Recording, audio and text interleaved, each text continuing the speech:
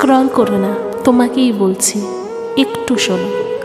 জানো এই পৃথিবীতে সবচেয়ে সহজ কাজ কি? মায়ের উপর চিৎকার করা। কেরিয়ার নিয়ে হতাশ, মায়ের উপর রাগ ছাড়ো। প্রেমে ঝামেলা, মায়ের উপর চিল্লাও। রান্নায় নুন কম বেশি হয়েছে, মাকে দোষ দাও। ফেসবুক ইনস্টাগ্রামে স্ক্রল করতে করতে হঠাৎ মা ডাক দিল, বিরক্ত হয়ে তার উপর চিৎকার করো। আচ্ছা, কখনো ভেবে দেখেছো কি যেই মহিলার উপর তুমি রাগ ঝাড়ছ তিনি জীবনে কতটা সহ্য করেছেন? তোমার বাবা মানে তার স্বামী একটু কিছু হলেই চিৎকার করেন। তোমার ঠাম্মা তার শাশুড়ি তাকে ছোট করেন, তবুও তিনি কোনো অভিযোগ না করে প্রতিদিন পরিবারের শান্তি বজায় রাখছেন।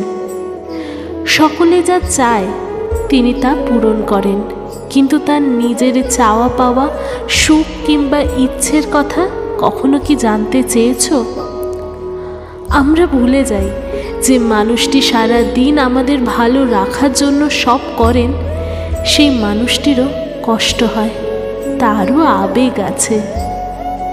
তাই তোমাদের কাছে অনুরোধ, যে পরিস্থিতিতেই থাকো না কেন মায়ের উপর চিৎকার করো না, কারণ মাও কাঁদেন সবার আড়ালে, নিঃশব্দে তোমার জন্যই কাঁদেন।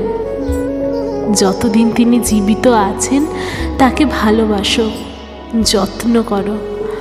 মারা যাওয়ার পর কান্না কিংবা আক্ষেপ করে কিছুই হবে না।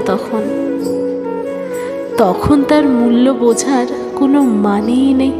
তাই আজ থেকেই শুরু করো, মায়ের মুখে হাসি ফোটাও, কারণ তার হাসিটাই আমাদের জীবনের সবচেয়ে বড় আশীর্বাদ।